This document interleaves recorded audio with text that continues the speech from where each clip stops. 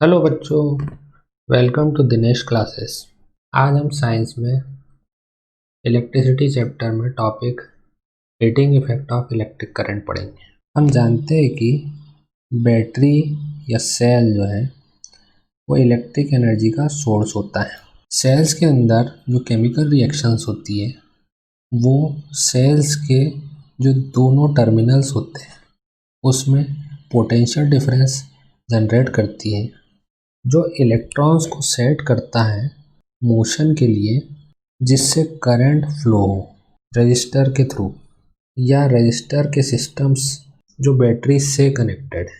हम सेक्शन 12.2 में देख चुके हैं, करंट को मेंटेन करने के लिए सोर्स को अपनी एनर्जी एक्सपेंड करना पड़ता है। ये एनर्जी कहाँ जाती है? तो इसका जो कुछ पार्ट है वो करंट को मेंटेन करने के लिए होता है, जो कंज्यूम होता है यूज़फुल वर्क्स के लिए, जैसे इलेक्ट्रिक फैन की ब्लेड्स को रोटेट करना। और जो बची हुई एनर्जी है सोर्स की वो हीट के लिए एक्सपेंड या खर्च होती है, जिससे गैजेट्स का टेम्परेचर रेज होता है या बढ़ता है। ये हम अक्सर अपनी डेली लाइफ में ऑब्जर्व करते हैं। फॉर एग्जांपल, जो इलेक्ट्रिक फैन होता है वो गर्म हो जाता है जब उसको लंबे समय तक कंटिन्यूअसली यूज़ किया जाए। वही अगर इलेक्ट्रिक सर्किट पूरी तरह से रेजिस्टिव हो तो जो सोर्स एनर्जी है वो लगातार खर्च होती है हीट के फॉर्म में, और इसी को heating effect of electric current कहते हैं। और इस इफेक्ट को डिवाइसेस में यूटिलाइज किया जाता है, और ये डिवाइसेस होते हैं इलेक्ट्रिक हीटर, इलेक्ट्रिक आयरन।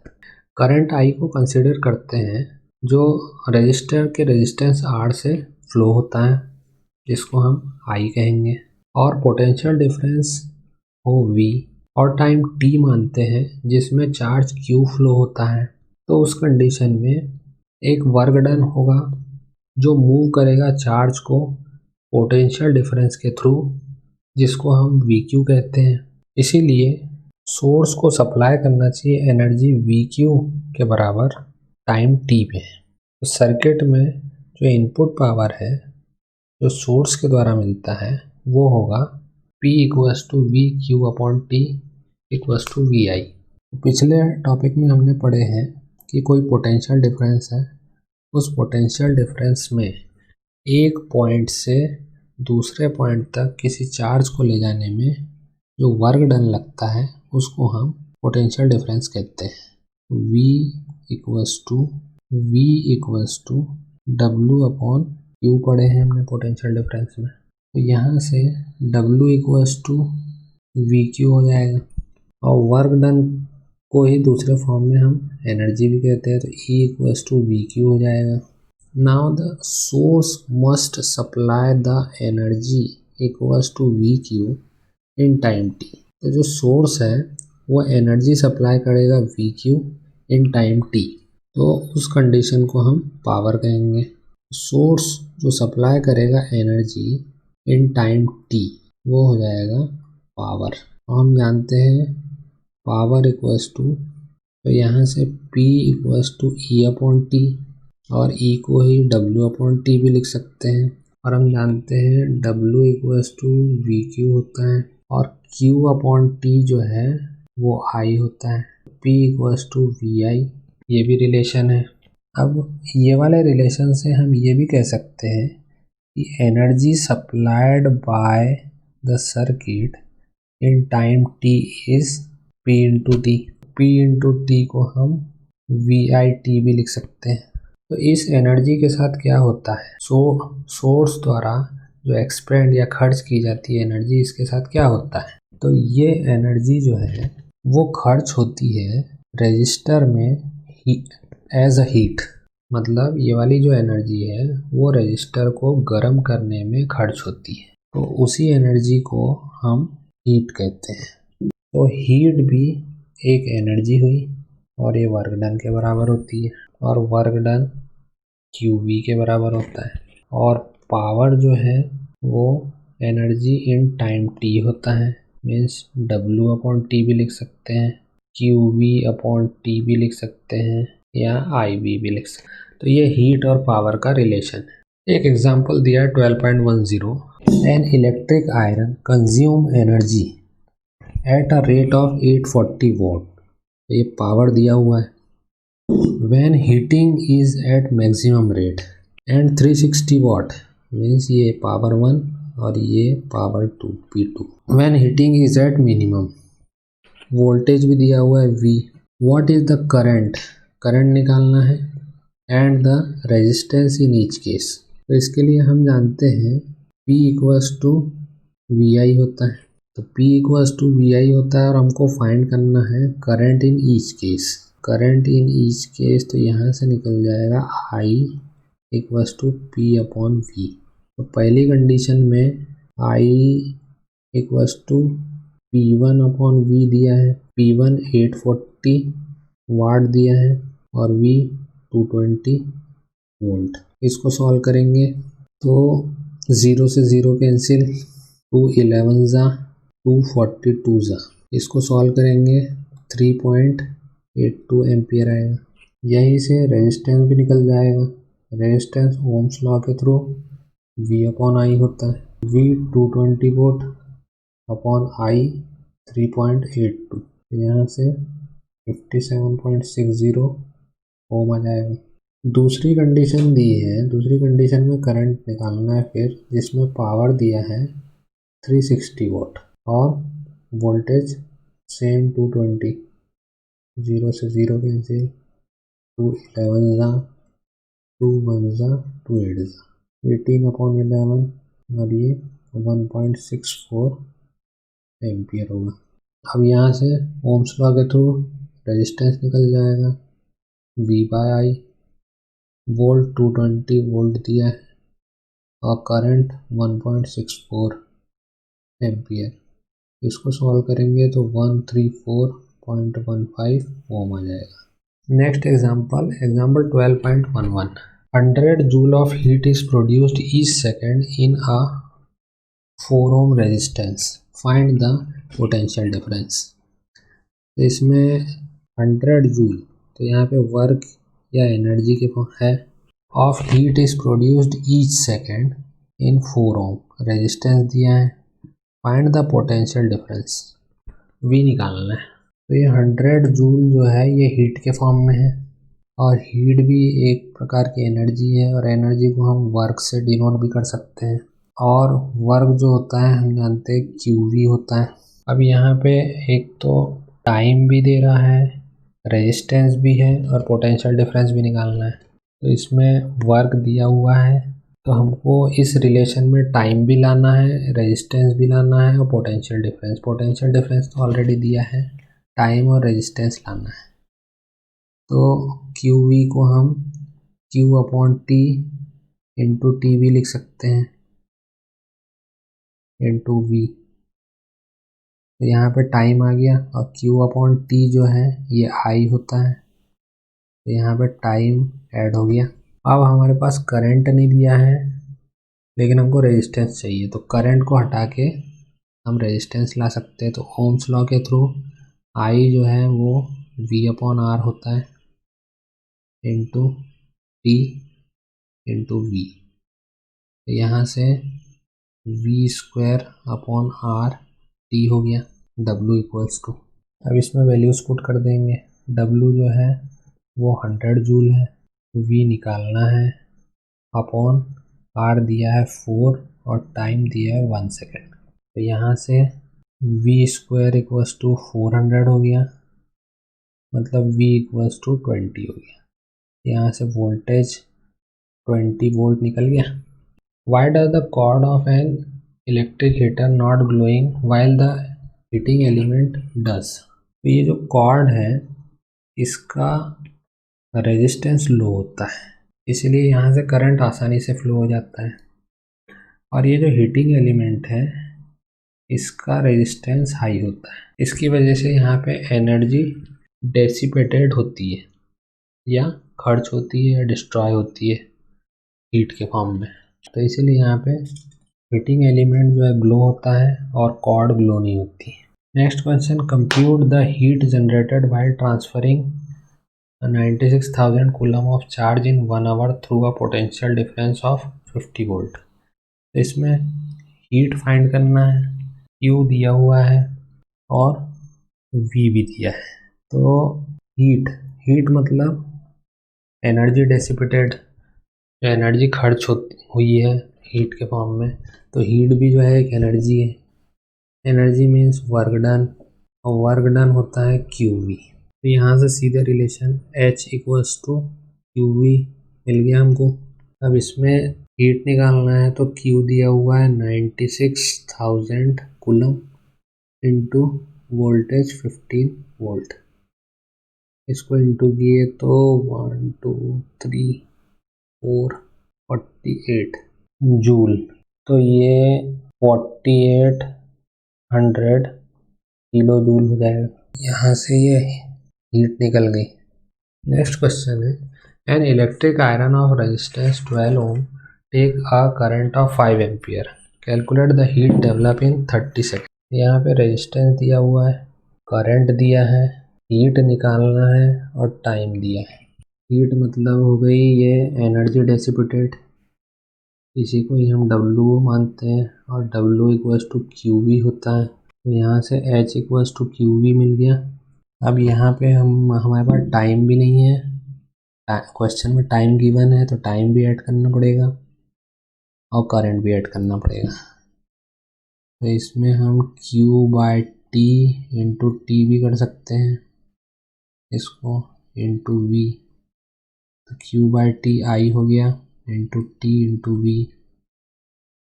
तो यहाँ से अब यहाँ पे I भी है, I 5 एम्पियर, T 30 सेकेंड, और वोल्ट नहीं दिया है, उसकी जगह रेजिस्टेंस दिया है। तो I इंटू टी, इस पे ओम्स लॉ यूज़ करेंगे तो V इक्वल्स टू IR होता है। तो यहाँ से H equals to I square RT हो जाएगा। इसको सॉल्व करेंगे तो I जो है 5 square into R 20 ohm into T 30 second. इसको सॉल्व किए तो ये 25 इंटू 600। इसको और सॉल्व किए तो 6 5 ज़ा 30,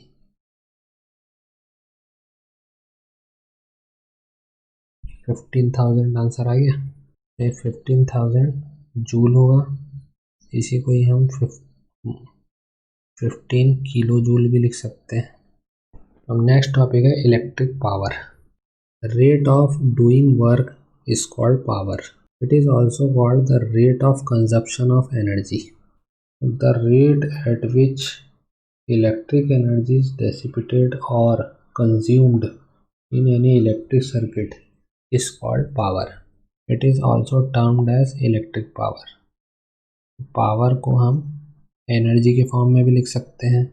The rate at which energy is dissipated or consumed is called power. इसको एक और तरीके से लिख सकते हैं, rate of doing work is called power, और W इक्वल्स टू QV होता है अपॉन T। इसको सॉल्व किए तो Q अपॉन T IB। तो पावर IB के फॉर्म में भी है। इसमें ओम्स लॉ लगाए, P equals to Ohm's law, I को V के फॉर्म में कन्वर्ट किए तो V स्क्वायर अपॉन R, और V को I के फॉर्म में किए तो I स्क्वायर R। इसकी SI यूनिट जो है वो वाट होती है। इसकी लार्जर यूनिट जो है किलोवाट होती है, जो 100 वाट के इक्वल होती है। जो इलेक्ट्रिक एनर्जी होती है वो product of power and time होती है। मीन्स यहाँ पे हम यहाँ से ये power equals to E upon T हुआ, इसी रिलेशन को लाए तो P into T equals to E हुआ। तो ये जो है ये product of power and time भी होता है energy. Unit of electric energy जो होती है वो वाट आवर होती है। अगर इस E को इलेक्ट्रिक एनर्जी माने तो पावर हो गया वाट और टाइम हो गया आवर। इसकी कॉमर्शियल यूनिट जो होती है इलेक्ट्रिक एनर्जी की वो किलो वाट आवर होती है, और इसी को यूनिट भी कहा जाता है। और 1 kilo watt hour equals to 1000 watt into 3600 second. इसको इंटू किए ये आंसर आएगा। एक क्वेश्चन दिया है, electric bulb is connected to 220 watt. यहाँ V दिया हुआ है, the current is 0.5 ampere, I दिया हुआ है, पावर निकालना है। तो हम जानते हैं P इक्वल्स टू VI होता है। इसमें V की वैल्यू 220 पुट कर दी है और I की वैल्यू 0.5 पुट कर दी है, तो आंसर 011 आ गया। ये जूल पर सेकंड यूनिट या 110 वाट हो गई। नेक्स्ट एग्जांपल है, an electric refrigerator at 400 watt operate 8 hour per day. इसमें पावर दिया हुआ है, टाइम दिया है, what is the cost of energy E निकालना है, to operate it for 30 days and ₹300 per kilo watt our. तो यहाँ पे पावर दिया है और हम जानते हैं rate of consumption of energy is called power, E/T। तो यहाँ से E इक्वल्स टू PT हो जाएगा। पावर दिया है 400 वाट और टाइम 8 आवर्स पर डे दिया है, और हमको फाइंड करना है 30 डेज का। तो 8 hour per day, 8 hour per day मतलब कि 8 आवर्स इन पर डे या 1 day, means 8 hour equals to 1 day.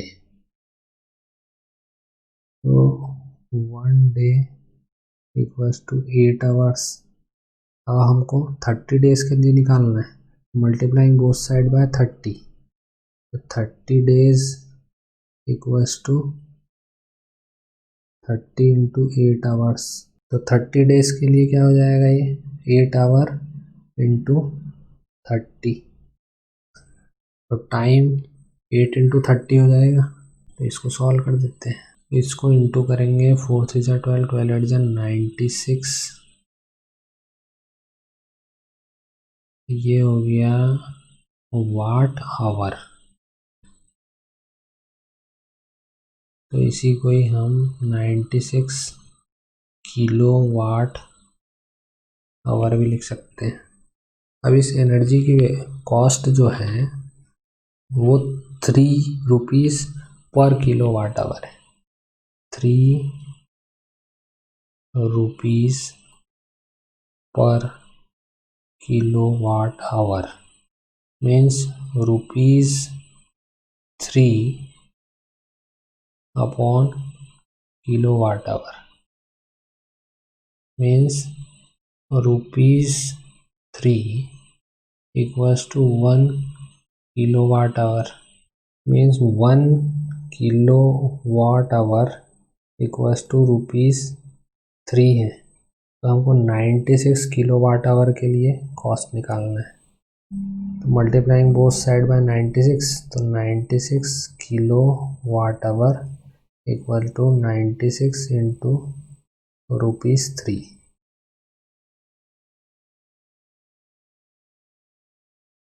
288 rupees.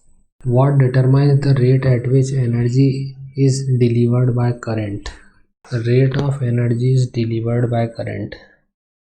The rate of energy E/T ये पावर हो जाएगा, और by current मतलब electric power. An electric motor take 5 ampere from a 220 volt line. यहाँ पे I दिया हुआ है, V भी दिया है। डिटरमाइन द पावर, P निकालना, power of the motor and energy या work W, energy consumed in 2 hours. तो यहाँ से पावर निकल जाएगा P इक्वल्स टू VI होता है 220 इंटू 5, ये वाट हो गया 1100 वाट। पावर निकल गया, पावर 1100 वाट। अब एनर्जी निकालना है, एनर्जी E जो W भी कहते हैं, वर्क डन, और W इक्वल्स टू QV होता है। अब गिवन में Q की जगह I है, V तो दिया है और टाइम भी चाहिए, तो यहाँ पे हम टाइम इंसर्ट करते हैं या इंक्लूड करते हैं, तो Q/T into T V, Q/T I हो गया इंटू T इंटू V। अब I भी दिया हुआ है, T भी दिया है और V भी दिया है, इसको पुट कर देंगे तो I 5 into T 2 our into V 220, तो 5 टू ज़ा 10, मतलब ये 2200 वाट आवर। तो इसी को 2.2 किलो वाट आवर भी लिख सकते हैं, E इक्वल्स टू, यहाँ पे E की वैल्यू निकल गई और पावर ये निकल गया। अब एक्सरसाइज में question number 1, a piece of wire of resistance R is cut into 5 equal parts. So each equal part R by 5, R by 5, R by 5, R by 5, R by 5 हो जाएंगे। Each parts are then connected in parallel. If the equivalent resistance of this combination is R dash, then the ratio is parallelly। अब इसको parallel में connect किया हुआ है तो resistance जो है इक्विवेलेंट रेजिस्टेंस, इसका रेसिप्रोकल इंडिविजुअल रेजिस्टेंस के रेसिप्रोकल के सम के इक्वल होता है, 1/R/5 plus 1/R/5 plus 1/R/5 plus 1/R/5 plus 1/R/5। इसको ऐड करेंगे तो 5 1/R/5। इसको और सॉल्व करेंगे, 5 इंटू 1 ये R/5 को हम 5 इंटू 1 को 1/1 और R को R/5 लिख सकते हैं, तो 5 इंटू 1/1 इंटू ये 5/R हो जाएगा, ये इंटू होंगे तो ये 25/R हो जाएगा। और हमको जो R इक्विवेलेंट है RP उसको R डैश मानना है, तो 1/R dash equals to 25/R।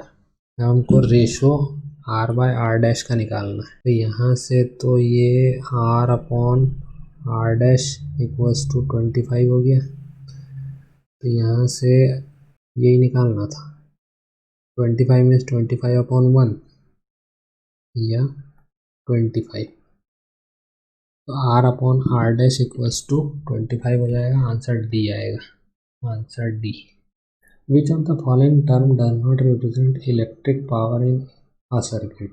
Power VI होता है, VI होता है तो ये तो एक हो गया।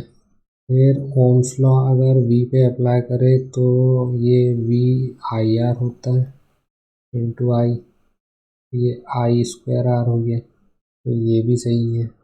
फिर इसी में पावर में करंट को वोल्टेज के फॉर्म में लिखे, करंट को वोल्टेज के फॉर्म में, तो V/R हो गया, तो V²/R, तो V²/R भी आ रहा है, तो ये एक आंसर बी होगा, which will not represent the electric power in a circuit. An electric bulb is rated 220 watt and 100 watt.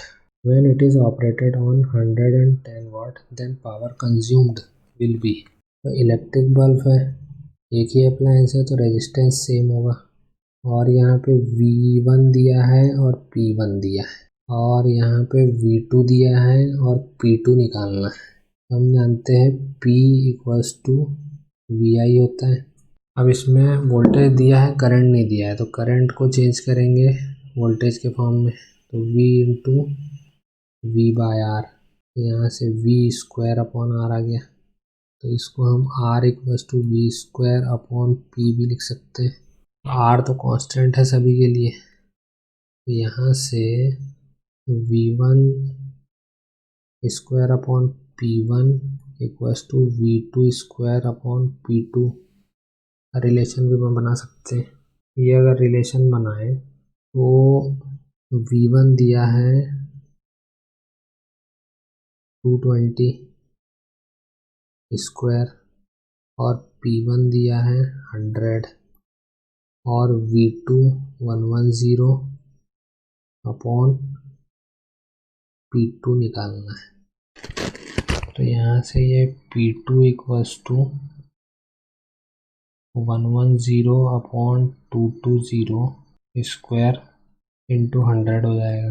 तो ये 110 अपॉन 220 का होल स्क्वायर इंटू 100, ये 2 टाइम्स गया, 1/2 का होल स्क्वायर इंटू 100, ये 1/4 इंटू 100 मतलब 25 p2।